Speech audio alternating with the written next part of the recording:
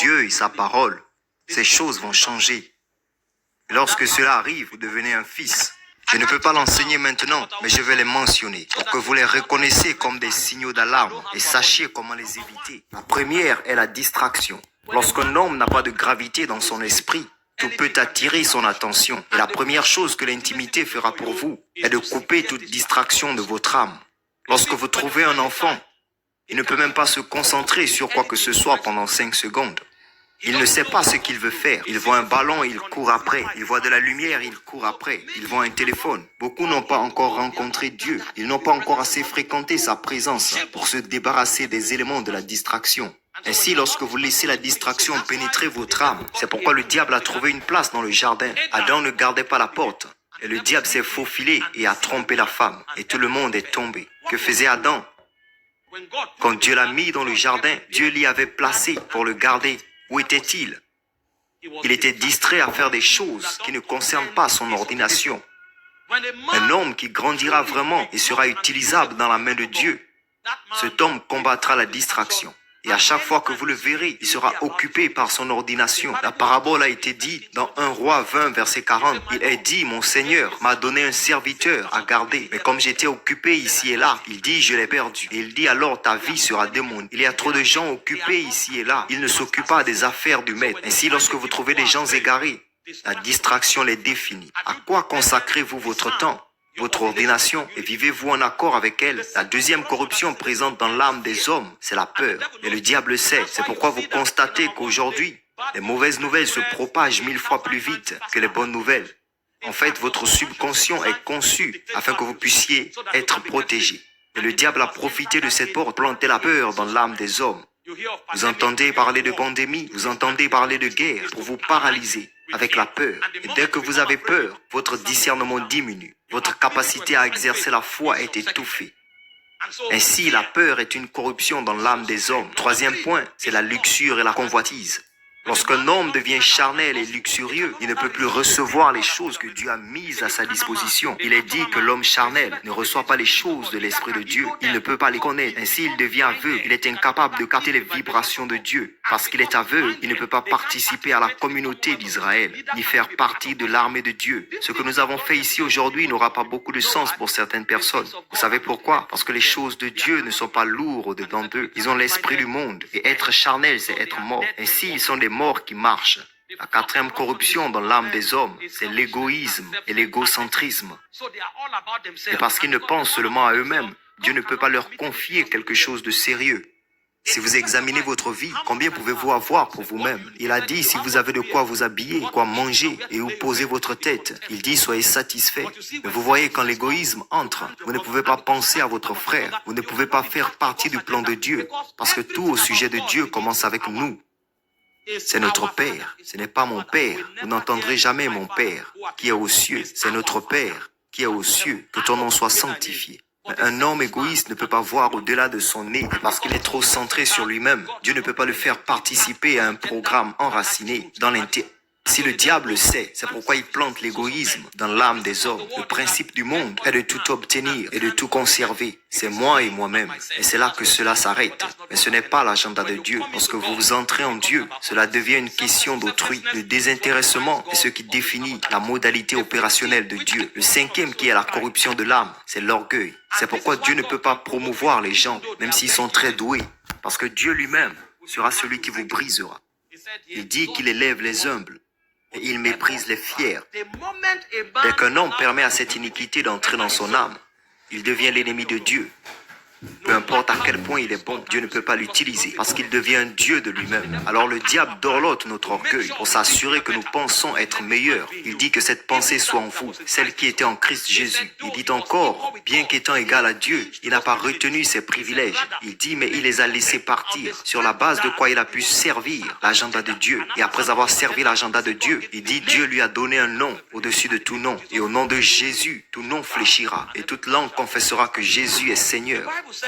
La Bible dit que la fondation de chaque crise, la fondation de chaque controverse, que c'est l'orgueil. La crise n'est pas un produit de la mécompréhension. La crise est un produit de l'orgueil.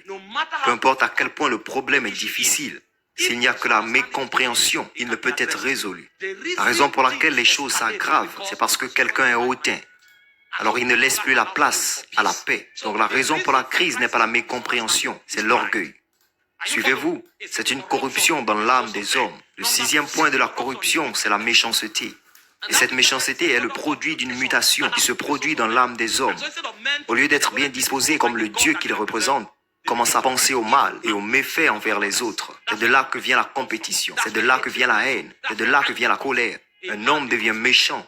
Quand un homme devient méchant, il ne trouve plus la paix. Car il n'y a pas de paix pour les hommes méchants. Le moment où la paix est enlevée, possibilités de divinité sont exonérées de votre sphère et le diable sait. Alors il plante la méchanceté dans l'âme des hommes. Une chose que vous feriez pour vous-même est de vous dire que vous n'allez haïr personne, même ceux qui devraient être haïs. Dites-vous que vous ne ferez pas partie d'un groupe qui essaie de faire tomber quelqu'un, à moins que cela ne soit pour l'exalter. Sinon je préfère rester à l'écart, car même dans l'église aujourd'hui, la fondation de la sorcellerie, c'est la méchanceté. Il y a des sociétés secrètes partout, des coalitions partout, utilisant des jeunes chrétiens qui ne sont pas encore forts dans l'amour, comme armes pour combattre les autres. Les pasteurs se tiennent sur leur pupitre, prêchant des messages manipulateurs pour inciter les gens les uns contre les autres. Certains vont jusqu'à mentir au nom des prophéties pour transformer des jeunes croyants qui devraient grandir dans l'amour en devenant des armes entre leurs mains pour combattre leur ennemi. Peu importe ce que je vous dis, ne combattez personne à cause de moi. Si vous le faites, je vous aurai détruit. Ne faites pas de mes ennemis vos ennemis. Si j'en ai un, ce n'est pas le chemin que Dieu m'a appelé à vous faire suivre. Mon travail est de vous guider vers Christ et de grandir en Christ. Peu importe ce que quiconque fait contre moi, ne faites pas partie d'une armée qui les combattra. Et si je l'encourage, j'ai perdu ma mission.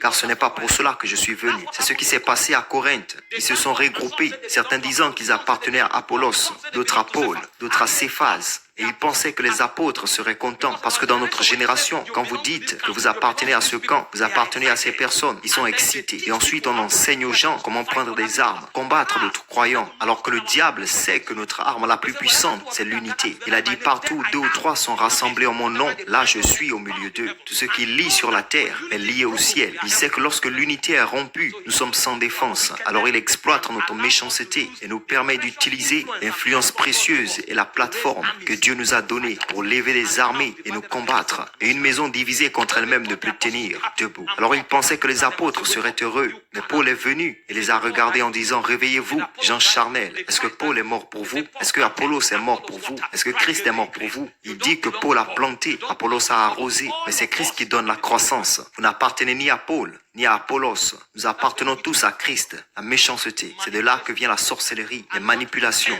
Et ce que nous dépensons pour satisfaire notre ambition, c'est le destin des autres. Les jeunes qui ont un grand potentiel en Dieu, au lieu de leur enseigner à combattre et à défendre l'intégrité de Dieu, nous manipulons leur esprit et les transformons en armée, une armée qui combattra pour nous défendre. Et ces problèmes sont des questions et si nous étions humbles, cela aurait été résolu en un instant. Ainsi vous découvrirez qu'après 10 ans, sur 100 000 jeunes qui ont commencé à prier et à chercher Dieu, seuls 3 deviennent pertinents. Et vous vous demandez où sont les autres. Lorsque vous êtes allé à cette montagne de prière, vous étiez 50. Pourquoi n'y a-t-il qu'une seule voix qui s'est élevée de là? C'est parce qu'ils sont devenus des armées se battant pour les intérêts d'un autre homme. La méchanceté, la corruption dans le cœur des hommes, c'est la religion. S'il vous plaît, refusez d'être religieux. Ne priez pas pour impressionner. Ne citez pas les Écritures pour paraître spirituel. Poursuivez Jésus. Permettez au Saint-Esprit de vous guider et soumettez-vous à l'autorité de la parole. Le christianisme n'est pas une émotion. Bien que les émotions soient impliquées, mais c'est plus profond. Lorsque vous faites quelque chose, vérifiez dans les Écritures ce que les Écritures disent de faire. Découvrez comment les Écritures disent que cela devrait être fait et découvrez les résultats que les Écritures disent que vous obtiendrez en le faisant. Alors vous cesserez d'être un homme religieux. Si les Écritures disent que la prière est une chose, connaissez-le. Ensuite, découvrez comment prier. Lorsque vous priez, vérifiez les résultats que la prière commande. Si ces 3 choses ne sont pas en place, vous êtes un homme religieux. Ne faites pas des choses que vous appréciez simplement. En grandissant, vos émotions changeront à différents niveaux d'âge. C'est pourquoi vous ne pouvez pas construire votre vie sur les émotions. Si on vous donne une sémence, découvrez si la Bible dit de s'aimer. Oui. Comment devrions-nous s'aimer? Découvrez-le. Ne laissez personne venir vous prêcher pour donner. Faites-le par révélation, compréhension. Et lorsque vous découvrez comment, lorsque vous donnez, surveillez les résultats. Car si le comment est correct, les résultats doivent se montrer. Si les résultats ne se montrent pas, alors quelque chose n'allait pas avec la manière. Alors arrêtez l'action, revenez en arrière et obtenez la manière correcte. Car vous pourriez penser, regardez ce que la religion fait. La religion vous punit. Elle apporte beaucoup de pénitence. Et parce que vous faites beaucoup de punitions, vous supposez que Dieu le regardera. Paul enseignait dans la lettre aux Colossiens chapitre 2 et il leur a dit de ne pas se laisser tromper par ceux qui préconisent une apparence pieuse et beaucoup de pénitence et d'affliction corporelle. Il a dit que cela ne produit pas de résultats. Je ne parle pas contre le sacrifice. Il y a une place pour le sacrifice. Je vous dis que tout ce qui a ses racines dans l'émotion et non dans la révélation de la parole, dans le contexte du Nouveau Testament, c'est de la religion. Et c'est ce qui tue beaucoup de gens. Et vous savez, le but de la religion est de vous faire paraître important, de vous faire paraître significatif. C'est la voie des pharisiens. Si vous servez Dieu correctement, Dieu vous brisera. Si vous le faites à la manière de la Bible, cela vous humiliera. Toute activité spirituelle que vous faites, qui vous fait vous enorgueillir, la corruption est entrée. Que ce soit la prière, la prédication ou le don, dès qu'il vous fait performer, c'est la religion. Si c'est le Christ, cela vous